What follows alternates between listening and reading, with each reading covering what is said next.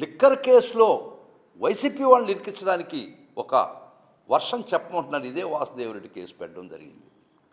అదే వాసుదేవరెడ్డి చేత మీరు పిటిషన్ పెట్టించుకొని విత్డ్రా చేయించుకొని మీరు ఏం చేస్తున్నారు? ఇప్పుడు వాసుదేవరెడ్డి సొంత కేసు కాదు కదా, ఆయనకి ఏమైనా చెక్ బౌన్సింగ్ కేసా, ఆయన ఆస్తి కేసా, ఆయనకి ఏమైనా దస్తవత్ దావా కేసా ఆయన విత్డ్రా చేసుకోవడానికి?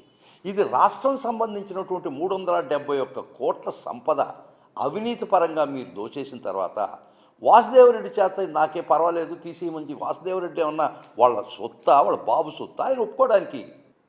దో హీ వాజ్ ఎ కంప్లైనెంట్.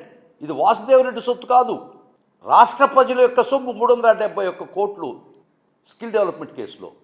ఈ లిక్కర్ స్కేల్లో 2000 చిల్లర కోట్లు మీరు అవినీతి చేశారన్నటువంటి ఆరోపణలు ఉంటే ఇది వాసుదేవరెడ్డి సొంత ఆస్తి కాదా ఆయన వదులుకోవడానికి, విత్డ్రా చేసుకోవడానికి?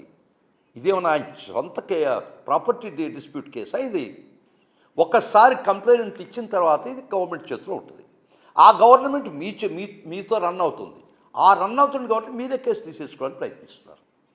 ఇది ఖచ్చితంగా ఈ చర్యలు సాక్షులు, ఈ కేసుల్లో ఉన్నటువంటి సాక్షులను బలవంతం పెట్టి భయపెట్టి, it is nothing shorter than harassing the witnesses, threatening the witnesses and thwarting the course of justice.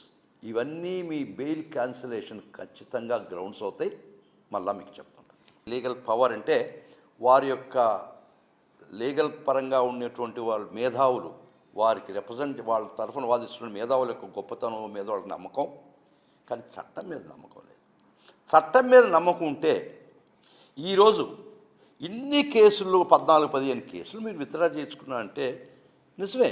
కేసులు unless proved guilty are innocent, అది న్యాయ సూత్రంలో ప్రాథమిక సూత్రం.